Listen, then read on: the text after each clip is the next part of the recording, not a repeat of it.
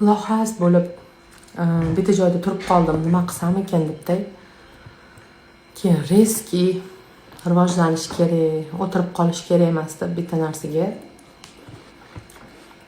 передоплата qildim. Nimaligini ertaga aytaman. Prosta aytmoqchi bo'lgan narsam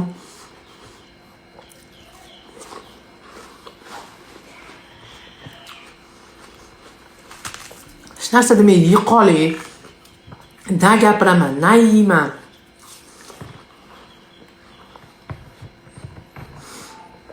Bilmadim, lohas bo'lib qoldim.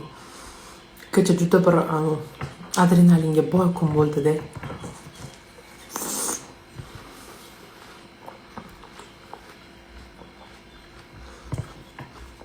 Butun tiqishgan etcha.